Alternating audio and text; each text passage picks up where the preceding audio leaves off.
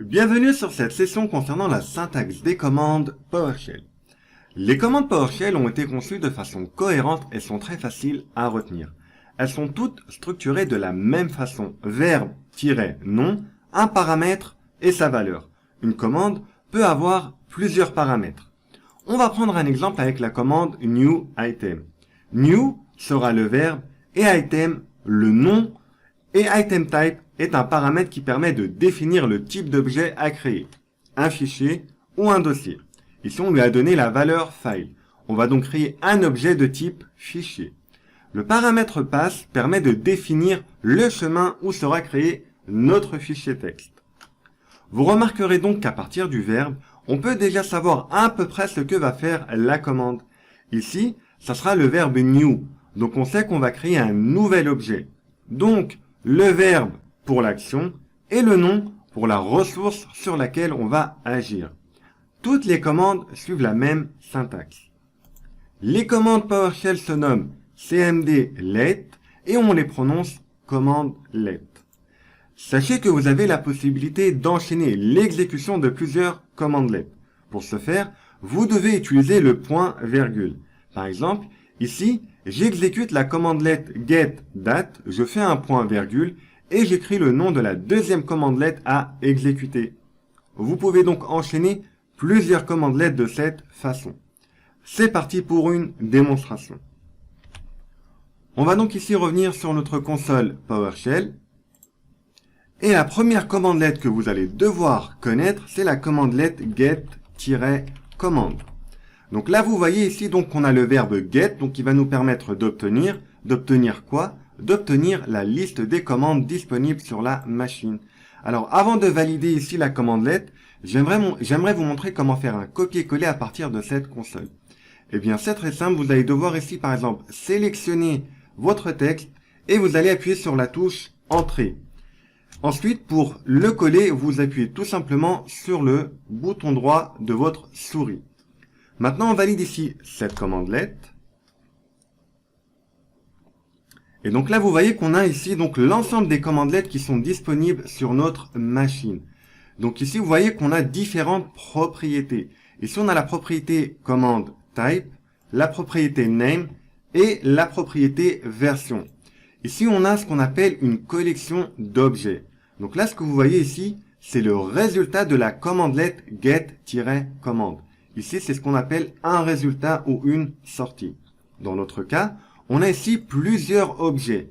Ici, chaque ligne ici correspond donc à un objet. Et étant donné qu'on a plusieurs objets, on appelle ça une collection d'objets. Retenez donc bien ce principe. On a ici donc une collection d'objets parce qu'on a ici plusieurs objets. Et ici, on a les différentes propriétés. Maintenant, ici, si je fais appel de nouveau à ma commande, je valide, et ici, vous voyez que c'est assez long, donc si on appuie sur la touche CTRL-C, on interrompt l'exécution de la commande let. Je rappelle à nouveau la commande, j'appuie sur CTRL-C, et là, vous voyez que j'ai rapidement interrompu l'exécution de la commande let. Maintenant, je vais faire appel ici à la commande let clear-host, et sans valider la commande let, vous devriez savoir, à partir de ce nom, ce que va faire cette commande let. Ici, vous voyez qu'on a le verbe clear. Clear quoi? Clear host. Donc, on sait qu'on va effacer ici, donc, ce qui appartient à notre console. On valide ici avec la touche Entrée. Et vous voyez donc qu'on a effacé la console. Donc, host ici pour la console. Maintenant, admettons que vous souhaitez faire appel à des paramètres dont le verbe commence par get. Eh bien, on fait appel à la commande let get-commande. Et cette fois, on va rajouter le paramètre -verbe pour lui dire qu'on souhaite récupérer les commandes let qui commencent uniquement par le verbe get. On valide.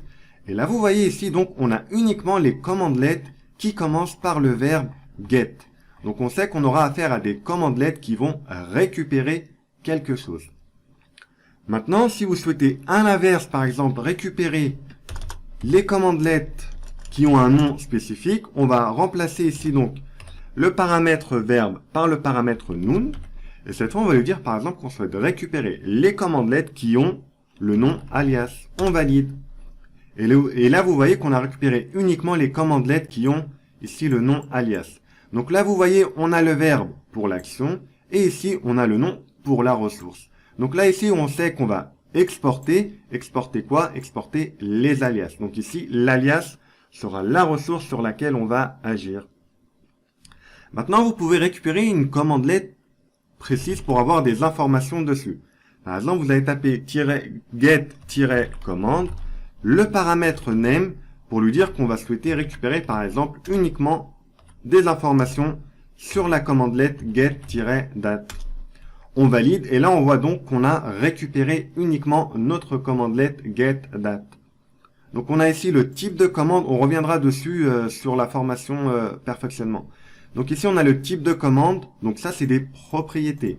On a le nom de la commandelet, et ici, on a la version qui correspond donc au module auquel est rattachée cette commandelet.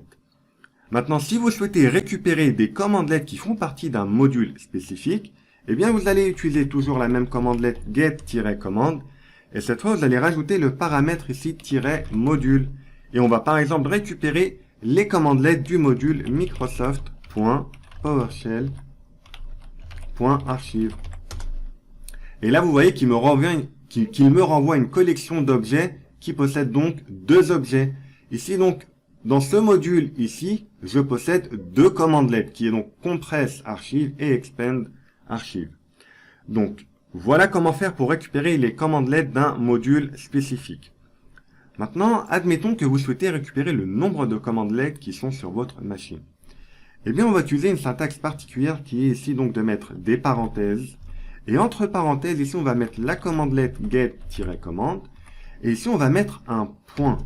Donc, pour pouvoir récupérer une propriété. Ici, on va récupérer la propriété count. Donc, en utilisant cette syntaxe, ça permet de récupérer directement les propriétés et méthodes de la sortie de cette commandelet ici. Voilà, donc maintenant, on va valider. Et là, vous voyez que la propriété count ici nous renvoie qu'on a sur cette machine 1585 commandelets.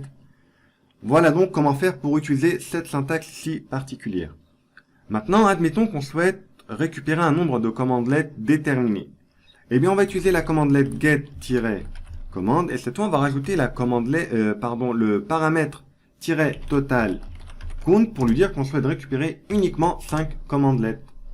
Donc là, vous voyez qu'on a récupéré uniquement 5 commandelets qui sont des alias. Si je mets ici, par exemple, 50, là, vous voyez qu'on récupère également 50 commandelets. Si je mets 500, vous voyez qu'on récupère uniquement les commandelets qui se trouvent ici. Donc, ça, c'est pour récupérer le nombre de commandelets que vous aurez vous-même prédéterminé. Maintenant, vous pouvez également récupérer des commandes qui sont d'un type particulier. Et si vous voyez dans la propriété ici, je ne vais pas remonter tout là-haut, mais ici, ça correspond à la colonne de command type. Donc, c'est la propriété command type. Admettons donc qu'on souhaite récupérer des commandes de type alias. Eh bien, ici, on va descendre tout en bas, on va retaper la commandelet get-commande. Et cette fois, on va utiliser le paramètre command type.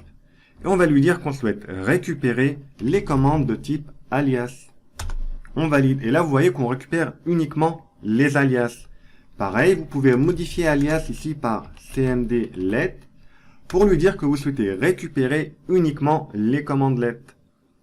Alors ici, vous voyez que une commandelet peut avoir plusieurs paramètres. Donc, pour connaître les paramètres d'une commandelet, il faut faire appel à l'aide. Mais il y a également une autre façon de connaître les commandelets.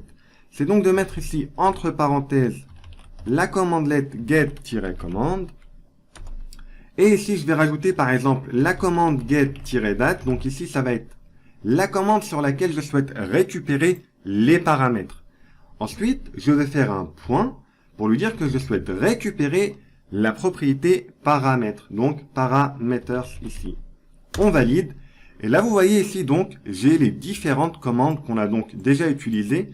Ici, donc, on a les différentes paramètres de la commandelet get-commande. Donc ici, c'est get-commande et ici, c'est la commandelet à laquelle vous souhaitez récupérer donc les paramètres. Alors maintenant, admettons que vous souhaitez récupérer une commandelet, mais vous ne connaissez pas parfaitement son nom. Eh bien, on va utiliser la commandelet get-commande et on va utiliser l'expression générique étoile, date, étoile.